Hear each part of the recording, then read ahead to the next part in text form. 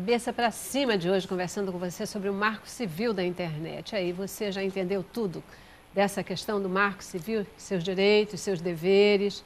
Você já tem opinião formada sobre essa nova lei? Bom momento para formar a sua opinião, para entender melhor, né, o que está aí acontecendo e a gente, quem sabe, se aperfeiçoar aí no uso da internet, né?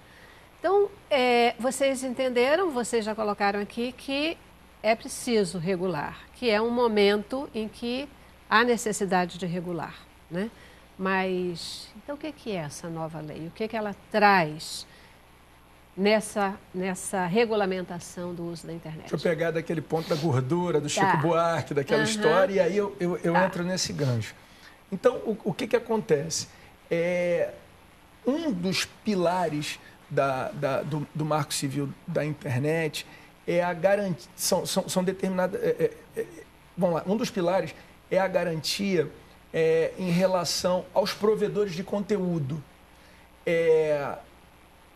Poxa, o que é censura, o que não é?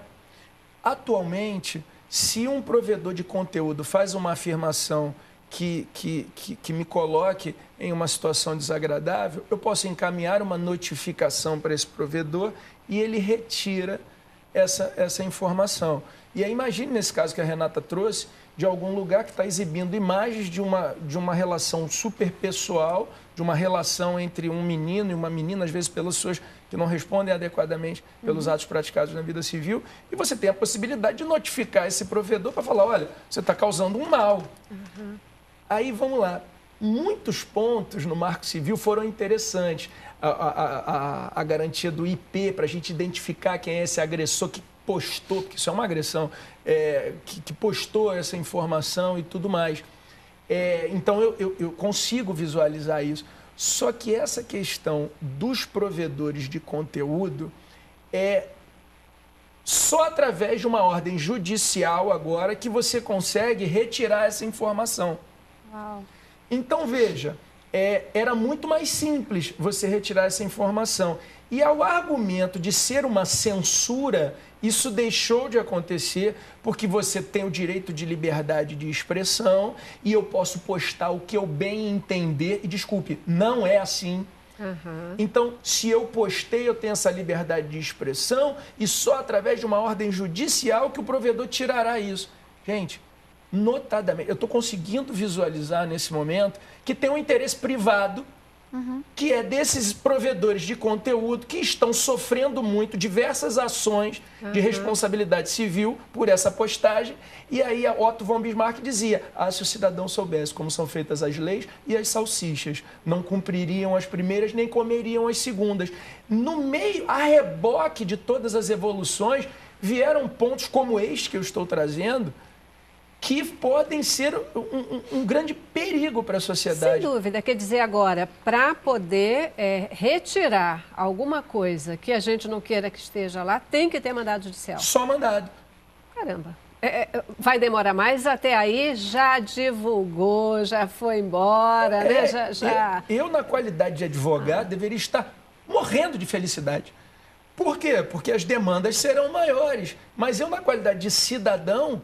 Imaginemos, saiu uma imagem minha lá, eu antigamente entrava em contato com o Google, você está me causando mal. E note, o Google tem toda a possibilidade de analisar aquela informação e dizer assim, não, olha, isso é liberdade de expressão, vamos seguir. Agora, quando joga isso para os ombros do judiciário, quer dizer, mais uma judicialização da vida. Claro. Tudo que a gente está querendo evitar hoje em dia. Hoje o judiciário já não dá conta do que tem, imagina. E nesse volume imenso que a gente tem de internet no nosso país. E a reboque disso, para complementar o que o Renato falou, Celeste, a gente ainda vai ter o direito de indenização por aquilo que foi divulgado. Ou seja, se na mesma ação você não pede para tirar, ainda pede a indenização, o que vai tornar uma ação muito mais demorada, você entra com duas ações distintas, o que judicializa muito mais. Ou seja, nunca vai ser proporcional ao agravo, como a gente estava falando no início, né? Sempre de forma... a divulgar aquilo que não se quer. Então, vamos tentar dizer assim, o que é que muda? A partir dessa nova lei, o que é que muda no uso da internet de forma concreta? É que eu não aguento. Eu primeiro tinha que falar mal. Pronto, eu já botei para fora, já coloquei, eu tenho esse compromisso social. Isso sabe? aí. Eu tenho que falar o que eu não gostei. Esse grande pilar, né? De não responsabilizar o provedor de acesso se tiver ou não a notificação, só por ordem judicial. Se eu não gostei, ponto. Outros pontos interessantes, aí sim, né? Essa garantia da liberdade de expressão na web. E por que eu trouxe o caso Coca-Cola e Pepsi, né? Para mostrar o seguinte, o que dá para acontecer por trás desse mundo virtual. Vamos dizer que eu seja a Embratel, uma companhia telefônica. Não estou afirmando que isso acontece. Estou hipoteticamente trabalhando. Eu sou a Embratel e eu vendo o serviço de telefonia por IP, por telefonia digital, por internet. E eu tenho um grande concorrente, que é o Skype. O que eu tenho como fazer? Sou eu que dou acesso ao Skype. A minha telefonia é melhor do que a dele. Acessar ao meu site é mais fácil do que acessar ao site do meu concorrente. Então, veja que essa liberdade não existe.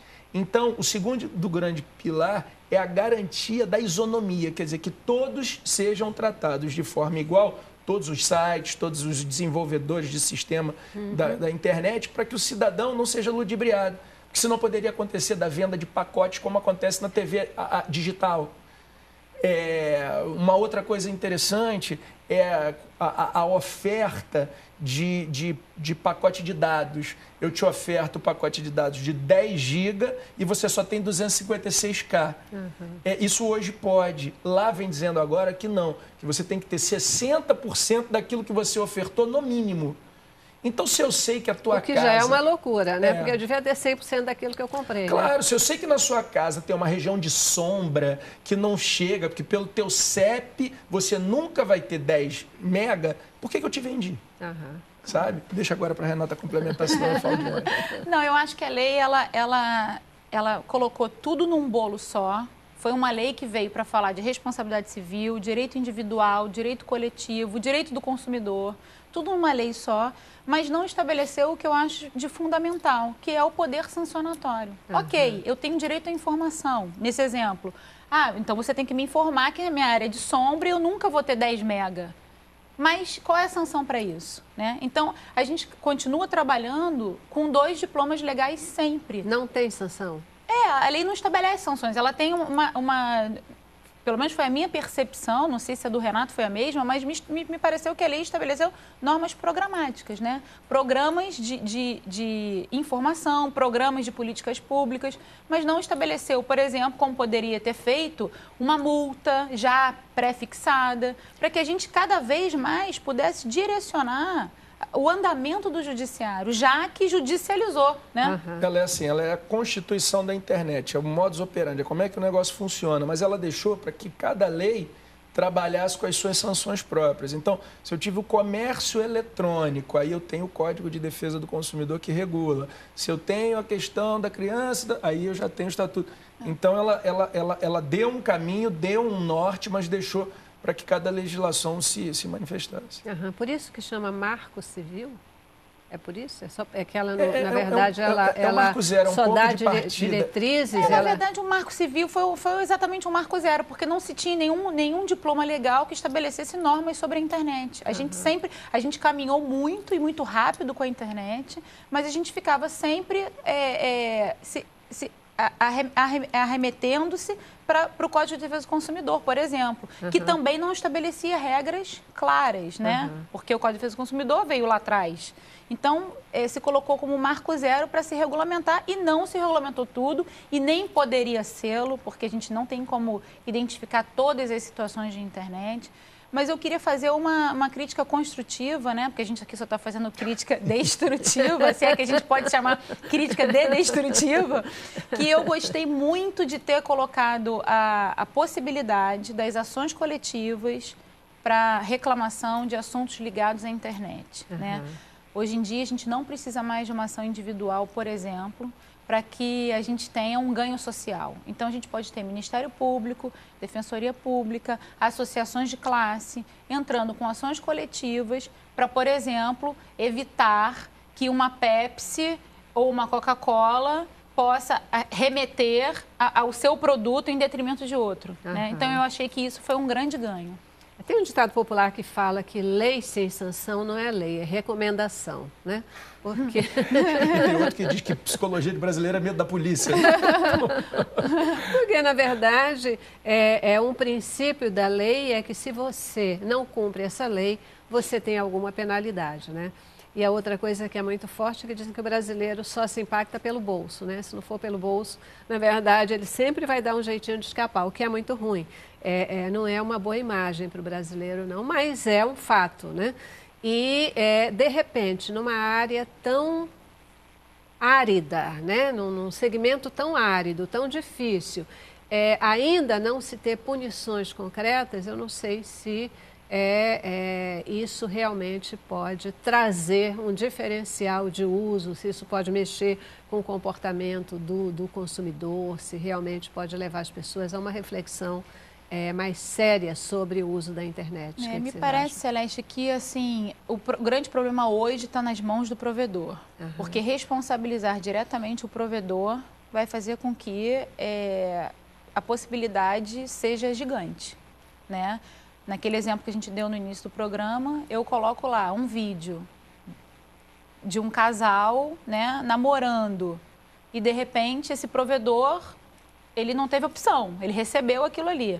Será que esse provedor vai ter condições de fazer uma seleção do que vai ser publicado ou não? Né? A jurisprudência mundial diz que responsabilizar esse provedor seria o mesmo que responsabilizar uma companhia telefônica pelo trote do usuário. Né? Então, quer dizer, eu disponibilizei o serviço, mas a partir do momento que tem aquela garantia, seria a mesma coisa, não geraria o dever de indenizar. Tanto que a minha crítica é com relação à notificação depois que isso foi postado, para retirar isso do ar. Porque esse momento anterior ele é muito difícil, né? Mas a questão é o depois. O que se faz? Porque o que a gente vai ter em termos práticos, né? Se o provedor é responsabilizado, ele vai ter uma ação contra ele, ele vai perseguir o terceiro que postou, até porque o IP tem que ficar registrado hoje. E quem é esse terceiro? Será que ele tem uma capacidade de ressarcir pelo dano? Se não tiver, o provedor que vai pagar a conta. Essa que é a verdade. Então, é nesse sentido em que a gente começa a falar se a gente vai voltar a um estado de censura ou não. Porque a responsabilidade hoje, me parece, num primeiro momento, que está nas mãos do provedor. Uau! E pela lei, a gente está tirando a responsabilidade dele. Sim. Entende? Sim. Esse é meu medo. Quer dizer, hoje, se eu notifico, aviso, o provedor responde. Sim. Aí vem a lei e diz que, nesse caso, ele não responde mais. E aí, responde quem? Só porque tem que ter um mandado judicial para poder retirar. Ele não pode mais tomar a decisão. Entendeu? E aí, essa foi arbitrário. a gordura do Chico Buarque. E aí responde quem? Então, a gente ficou com esse grande problema que só vai ser solucionado com a jurisprudência. Quando os juízes começarem a dar os seus entendimentos para adequar o que a lei apenas diz, né? Ok, vamos para mais um intervalo, a gente dá uma paradinha e volta para poder entender aí como que o cidadão comum que usa hoje a internet, então qual é o caminho que ele realmente tem para se proteger, para se defender, né? Num tempo em que todo mundo descobre muito mais essa internet, vê que é muito fácil postar o que quiser, dizer o que quiser e diante do que vocês colocam. O marco, ele vem para ajudar ou vem para atrapalhar? Como é que é esse negócio? A gente precisa mesmo de um marco civil? Intervalo.